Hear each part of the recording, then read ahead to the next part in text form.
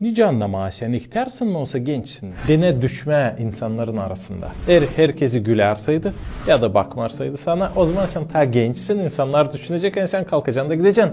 Ama eğer herkesi başlarsaydı kaçınma senin dolayında, çığırma, ambulanssız, koru, doktorlara yardım etme, sorma, önce sen kendini duyarsın, o zaman sen ihtiyarsın artık. İhtiyarlık teması önemli, hem lazımlı değil sadece yaşlı ihtiyar insanlara ama gençlere de.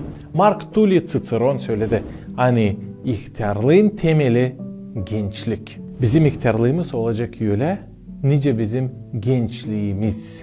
O temelde her şey başlar hem büyür. O işe bu tema önemli hem gençlere hem ihtiyarlara da. Bütün dünyada var 9,25% ihtiyar insan. Moldova'mızda 20% ihtiyar insan. İhtiyar insan denir ona kime 65 yaşından yukarı artık. Samuel Smiles söylerdi böyle güzel laflar ihtiyarlık için.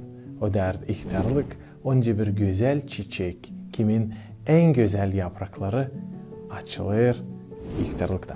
Lawrence Peter yazar, hani ihtiyar insan öyle bir insan kim bilir hepsi cevapları ama biri sormuyor onda artık.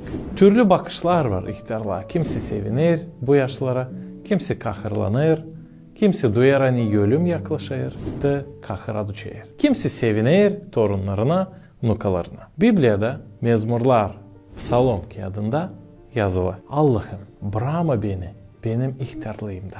Açan benim kuvvetim yok olayır. Ol benimle. Pek önemli, yaşlı insanlara tutma akılsında. Hani var Allah, o yarattı insanlar. O diveç. Dağçan insan öyle onun güdesini gömerler ama canı yaşayır diveç. Da insan buluşacak Allah'la. Da ne ödeyecek Allah'a? Gökte mi olacak, cehennemde mi olacak? Günahlarını o istedi mi İsus Hristos İsa Mesih affetsin. O sayıda o günahlarının bile kendini gurur sayarak, kendisine inanarak öler. İhtiyarlık zor değil. Açan var umut. Hani ölümden sonra da var diveç yaşamak Allah.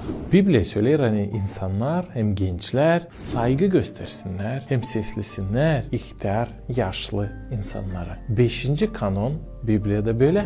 Uşaklar sesleyiniz ananızı hem babanızı. Kim böyle yapacak yaşayacak çok hem mutlu bir yaşamak. Allah'ın lafı Biblia yazır değil sadece büyük insanlara ama yazır uşaklara da küçük insanlara da. Seslesinler analarını hem babalarını. Kim böyle yapacak?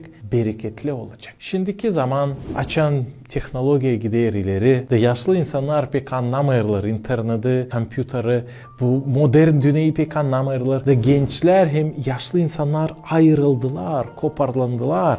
Biz görürüz bir büyük aralık onların arasında, bu generasyonların arasında ama bu zamanda Allah'ın lafı Biblia doğru kalıyor. Say, sev, saygı göster yaşlı insanlara. Bizim Gagavuz Türk kültürümüzde var bu güzel adet, saygı gösterme, sevme, sesleme yaşlı ihtiyar insanları. Bu pek güzel. İlerletelim bu adetimizi. Biblia'da da, kutsal kitapta, İncil'de yazılı bu işler. Yaşayalım ona göre.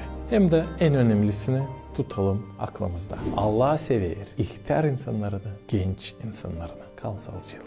Yaz bize sağ ol, şükür, spasiba lafını komentaryalarda da biz yollayacağız sana bir PDF file. Orada yazılı ne ta Biblia söyler ihtiyarlık için. Kal sağlıcakla.